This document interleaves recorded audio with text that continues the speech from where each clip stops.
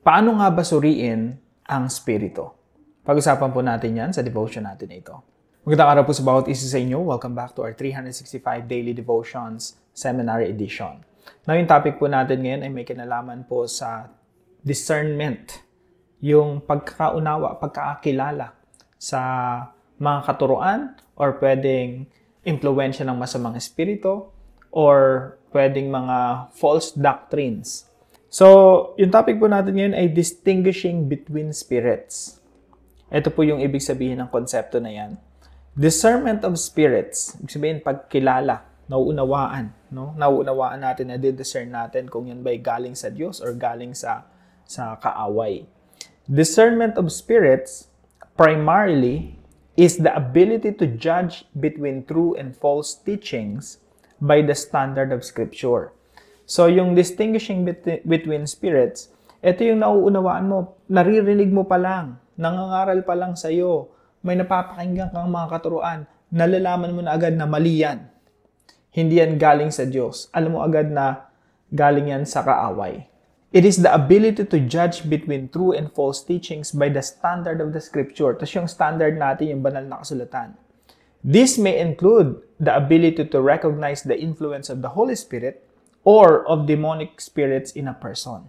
At times, in a very rare situation, no, nararamdaman mo na nadidiscern mo kung yan ay impluwensya ng masamang spirito. In some cases, no, lalo na sa mission field. Bawa ikaw yung missionary, pumunta ka sa ibang lugar, ramdam mo agad, nadidiscern mo agad ko yung pagkilos ng masamang espiritu sa buhay ng ibang tao. Dito po sa 1 Corinthians chapter 12 verse 10, dito po mayroon ditong gift na tinatawag na distinguishing between spirits, pagkilala sa mga espiritu. Now again po sa concept natin na to, sa definition natin, primarily it's the ability to judge between true and false teachings. Tayo po, kung tayo pinananahanan ng Santong Espiritu, alam agad natin kung yung isang katuruan galing sa Diyos or galing sa kaaway. Sabi po dito sa 1 John chapter 4 verse 1. Meron po ditong sinabi na test the spirit. Sabi po dito, "Dear friends, do not believe every spirit, but test the spirits to see whether they are from God, because many false prophets have gone out into the world."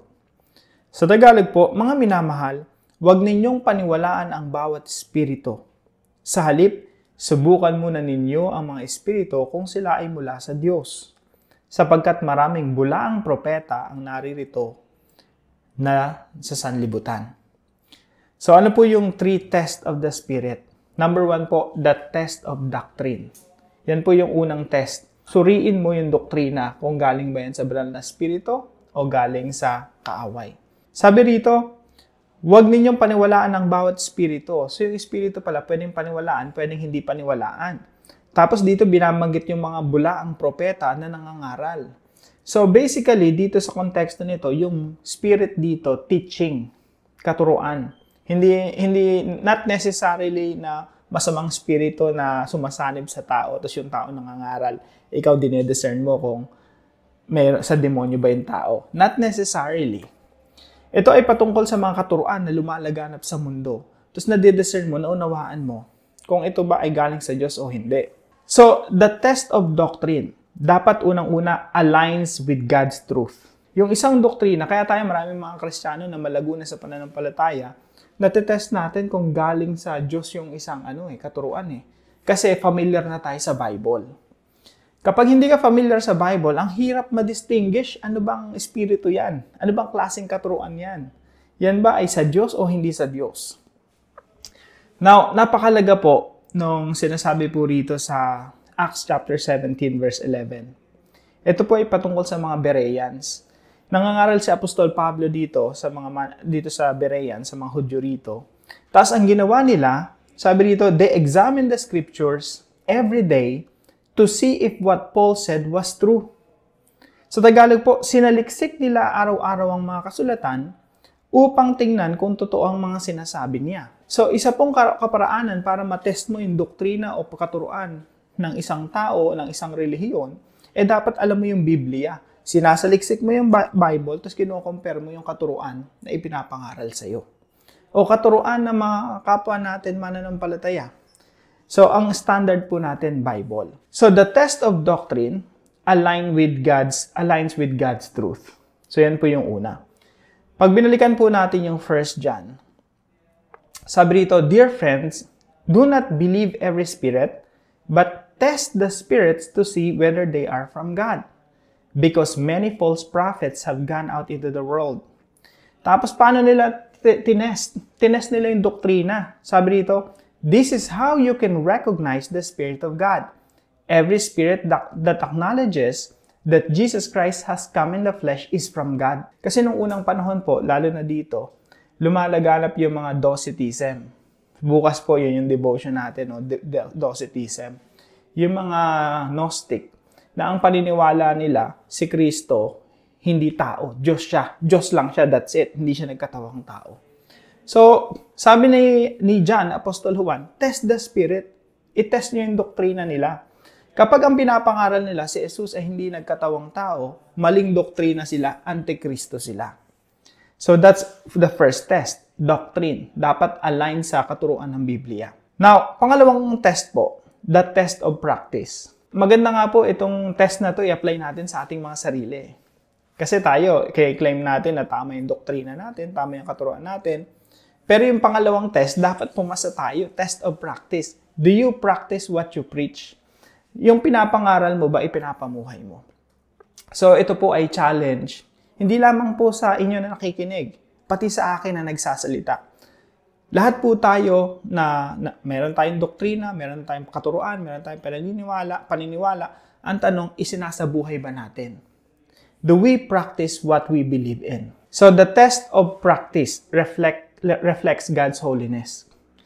Now, sabi po ni Apostol Pablo kay Timoteo, "Watch your life and doctrine closely." Ano po ibig sabihin nito? Ingatan mo ang iyong sarili at ang iyong pagtuturo. Ibig sabihin, meron kang doktrina, meron kang i-share sa iba, pero dapat yung message consistent doon sa messenger. Kung yung messenger kapareho ng message. Kung ang message mo ay holiness, ang message mo ay love, ang message mo ay obedience, dapat yung messenger din loving, obedient, kind, merong righteousness. So yung message and messenger, that pareho. We need to practice what we preach. So that's the test of practice. Pangatlo po, the test of love. Yung totoong galing sa Diyos ay umiibig. Ulitin ko po. Yung totoong galing sa Diyos ay umiibig. Makikita niyo po yan sa 1 John chapter 4. Ito po ay patungkol sa mga antikristo, no? Na lumalaganap nung unang panahon, nagtuturo na si Jesus ay hindi nagkatawang tao. Sabi ni Apostol John, dito sa John chapter 4, dito nga hinighlight ko, no? 28 times sinabi ni, at least dito sa version na ito, diniscuss ni Apostol Juan, yung nagsulat po nito, Apostol Juan, yung love. So sabi niya, "Dear friends, let us love one another, for love comes from God. Everyone who loves has been born of God and knows God." Dito po, mula dito sa verse 7 hanggang katapos-tapusan ng chapter na ito, puro po ito patungkol sa pag-ibig. Ang Diyos ay pag-ibig, ang umiibig ay mula sa Diyos, ang hindi umiibig ay hindi mula sa Diyos. Sa makatuwid, para kay Apostol Juan, yung test of truth, yung testing the Spirit, meron talagang element of love. Kung hindi ka marunong umibig, mali ka. Yun po yung point ni Apostol Juan dito. Kaya sinasabi ni Apostol Juan, i-test mo yung mga nagtuturo na yan. Kung hindi marunong umibig yan, mali yan. Kahit pa sabi, in a way, no? Kahit minsan, tama na yung sinasabi natin, pero wala kang pag-ibig, mali ka na rin eh. Hindi pwedeng walang love. Ayan, palit lang po muna ako ng venue kasi medyo busy po dun sa taas. Labas-pasok yung mga tao. So, ayun po, no? Yung third point natin, the test of love. Meron talaga dapat pag-ibig eh. Kasi kung walang pag-ibig, yung paniniwala mo sa Diyos na pag-ibig, para mong sinasabing invalid. Hindi kasi pwedeng nananampalataya ka sa Diyos na pag-ibig, follower ka ng Diyos na pag-ibig, pero ikaw hindi umiibig. Kaya napakaganda ng puntos rito ni Apostol Juan na in order to test the Spirit, you have to pass the test of love. Ibig sabihin, meron talagang test of love. If you don't know how to love, you don't have God in you. So that's basically the point. At ang lalim po no, tumatagos talaga sa puso natin. Dako po tayo sa application. Number 1, test every teaching through the lens of the Bible. Hindi po tayo dunadaan lahat sa emosyon, no? Hindi porke it sounds biblical, biblical na. Hindi porket kinote yan sa Bible, biblical na. Marami kasi nagko-quote sa Bible, hindi naman tama yung katuruan, mali yung paliwanag, mali yung pagkakaintindi, yun po, tinetest po talaga yon. Kaya maganda po yung ugali ng mga Bereans. They're testing the Spirit, they're testing the teachings through the lens of the Bible. So, paano natin matetest yung mga katuruan kung hindi naman tayo malalim sa Biblia? Kung hindi naman ganun katibay yung ating pundasyon sa pagkaunawa ng Biblia. Mahirap po. Kaya po maraming mga tao naliligaw, maraming tao mabilis mapaniwala ng iba't ibang mga katuruan. Sabihan mo lang ng ganito, maniniwala na agad kasi hindi matatag yung kanyang pundasyon sa salita ng Diyos. So, para po sa bawat isa sa naririto, no?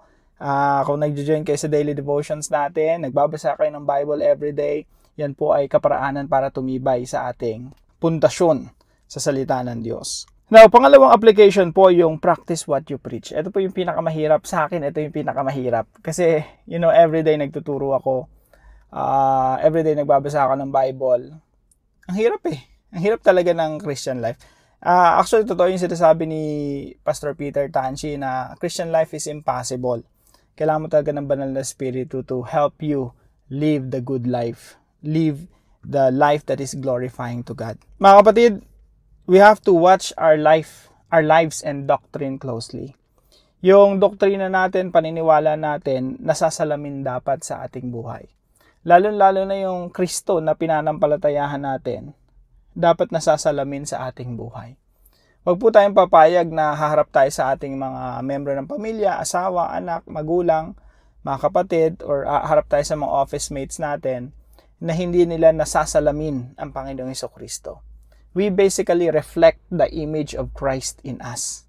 So, isa pong hamon sa atin, no? Let's practice what we preach. Let's love like Jesus. Let's be like Jesus. So, number 3 po, ito po yung pinaka-importanting puntos po natin ngayong umaga. Again, tingnan niyo po yung verse natin, no? Nagsimula siya sa testing the Spirit. Tapos yung bulk, yung pinakamalaking discussion niya is about love. So, application po natin, love the unlovable. Yung mahalin mo yung kamahal-mahal, madali lang yun. Given na yun Dapat talagang, ginagawa talaga natin yun. That's given. Love the lovable. Love your wife, love your children. Love the lovable, that's easy. Pero mga kapatid, ang turo ng Panginoong Jesucristo, hindi lang yung lovable pati yung unlovable. Pati yung mga kaaway natin, yung kinaiinisan natin, yung chismosa sa paligid natin na tayo laging laman ng topic nila. Yung naninira ng ating buhay, yung mga taong hindi tayo pinapansin, taong sinasaktan tayo at pinapahamak tayo, yun po yung mga mahalin natin. At hindi lang sila mamahalin ng basta pag-ibig na lang ng kung sino. Kailangan silang mahalin ng pag-ibig ng Panginoong Jesucristo. So, love the unlovable with the love of Christ. Yan po yung test of truth. Test of the Spirit. Kung talagang nananahan ng Santong Espiritu sa atin, matetest po yan. At again, kung tayo tunay na mga Kristiyano, susubukin talaga tayo dyan. We will be tested when it comes to love. Now, para po sa ating discussion, have you passed the 3 tests? In your own evaluation, personally, napasa mo ba yung 3 test? Ano-ano po yon? Test of doctrine, test of practice, and test of love. So, have you passed the 3 tests? Why is it important to practice what we preach and love like Jesus? Pag-usapan po natin ito sa ating mga discussion groups. At samahan niyo po ako sa panalangin. Heavenly Father, thank you for giving me the wisdom to discern truth from error. In a world filled with deception, help me to stand firm in your word. Teach me to test every spirit and not be swayed by teachings that sound good but contradict your truth. Give me a heart that seeks wisdom and a mind that is alert to the schemes of the enemy.